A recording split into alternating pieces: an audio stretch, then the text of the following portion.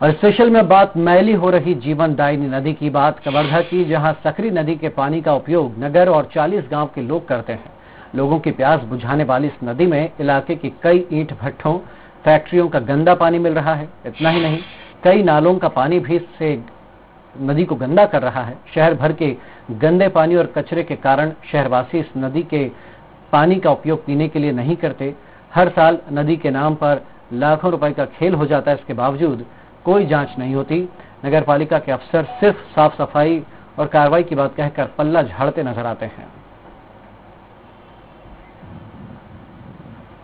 40 गांवों को आज ये नदी जो सिंचित कर रही है, लेकिन आज अवैध भट्टे हैं और जो दूसरे प्रक्रम हैं उनके द्वारा इसका उपयोग किया जा रहा है, जो कि मानव जीवन के कारण इसका उपयोग नहीं हो पा रहा है। बात यह है कि 40 गांवों की निस्तारी इस नदी के द्वारा होती है और आसपास के कुछ गांव में अवैध ईंट भट्टे संचालित हो रहे हैं, जो कि मोटर लगा के पानियों का उपयोग करते हैं, जिससे नदी वैसे भी जल स्तर कम है और नदी सूखते जा रही है। पानी का संग्रहण एकत्रीकरण करने की क्रिया की गई थी और इस समय भी हमारा पूरा प्रयास रहेगा कि लोगों को इस परेशानी से निजात मिले।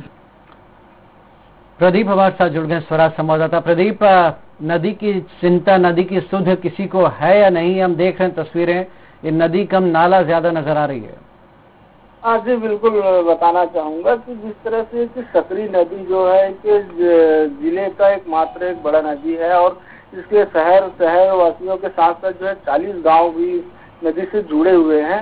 इसमें नदी का जो स्तर जो है अब नदी में नहीं, एक नाले में जो है तब्दील हो चुका है, क्योंकि यहाँ की जो साफ सफाई या की व्यवस्था यहाँ ढंग से नहीं किए जाते हैं। और इसमें सबसे बड़ी खास बात यह है कि एक नदी के किनारे ही एक ईंट भट्टे, कई ईंट भट्टे जो है निर्माण हो रहे हैं, जिससे मोटर लगाकर नदियों की पानी को जो है पूरे खींच लेते हैं, जिसके कारण से शहर वासियों तक नदी में पानी नहीं पहुंच पाती है। तो कहीं न कहीं एक नगर पालिका की एक बड़ी लापरवाही है।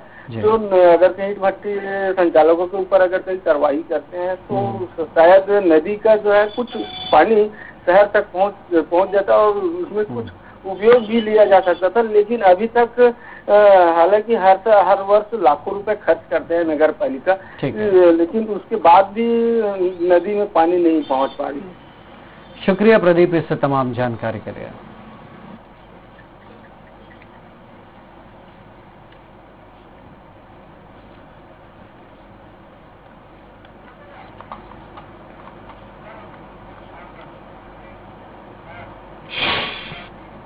चलिए।